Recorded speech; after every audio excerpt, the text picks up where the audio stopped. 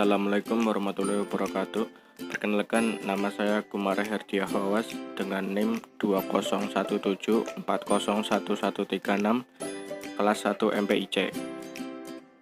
Di sini saya akan menjelaskan sedikit materi dengan tema permulaan biologis manusia. Di dalam tema ini ada 4 poin yang saya akan jelaskan sedikit. Yang pertama, perspektif evolusioner. Yang kedua, landasan genetik dari perkembangan. Yang ketiga, tantangan dan pilihan reproduksi. Yang keempat, interaksi herediter dan lingkungan. Yang pertama ada perspektif evolusioner. Dilihat dari kacamata evolusi, manusia adalah pendatang yang relatif baru di bumi. Ketika nenek moyang kita yang paling tua berpindah dari hutan untuk mencari makan di padang rumput dan kemudian membantu masyarakat berburu di dataran terbuka, pikiran dan perilaku mereka merubah dan akhirnya mereka mengukuhkan diri sebagai spesies yang paling dominan di muka bumi. Karena adanya evolusi yang terjadi sebagai berikut. Seleksi alam. Seleksi alam adalah proses evolusi yang menetapkan bahwa spesies-spesies yang paling dapat menyesuaikan diri akan menjadi spesies yang dapat bertahan hidup dan bereproduksi. Berikutnya, perilaku adaptif. Semua organisme harus beradaptasi dengan tempat, iklim, sumber makanan, dan cara hidup tertentu. Ini contoh cakar elang merupakan suatu bentuk adaptasi fisik yang dapat memudahkan aktivitas mencari mangsa. Perilaku adaptif adalah perilaku yang mendukung kelangsungan hidup organisme di habitat alam. Sebagai contoh, kedekatan antara pengasuh dan bayi dapat menjamin kedekatan bayi tersebut dengan pengasuh agar memperoleh makan dan perlindungan dari bahaya, sehingga dapat meningkatkan peluang bayi itu untuk bertahan hidup.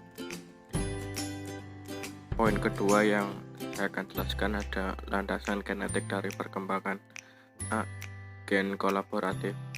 Inti sel manusia berisi kromosom yang merupakan struktur seperti benang yang tersusun dari DNA adalah suatu molekul kompleks yang memiliki bentuk seperti helix ganda, seperti tangga spiral yang mengandung informasi genetik.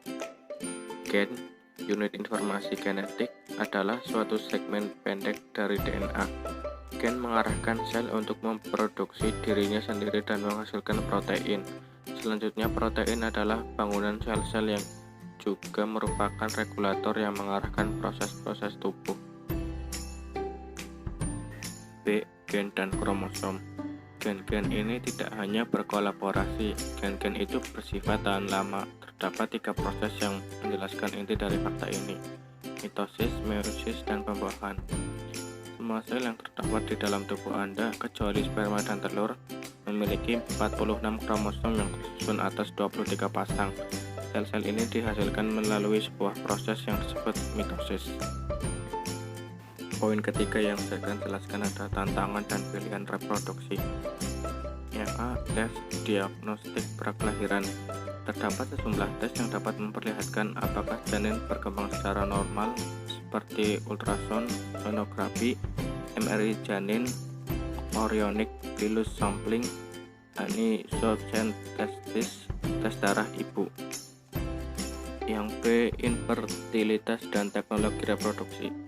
Infertilitas merupakan ketidakmampuan memiliki anak setelah 12 bulan melakukan hubungan seks tanpa kontrasepsi yang disebabkan pihak perempuan tidak mengalami ovulasi atau melepaskan telur untuk dibuahi.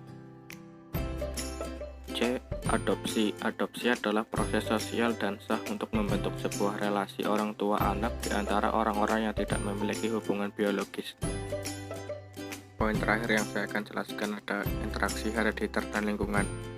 A. Genetika perilaku. Genetika perilaku adalah bidang ilmu pengetahuan yang berusaha menemukan pengaruh herediter dan lingkungan terhadap perbedaan sifat dan perkembangan yang terjadi secara individual. B. Lingkungan yang dialami bersama dan yang tidak dialami bersama.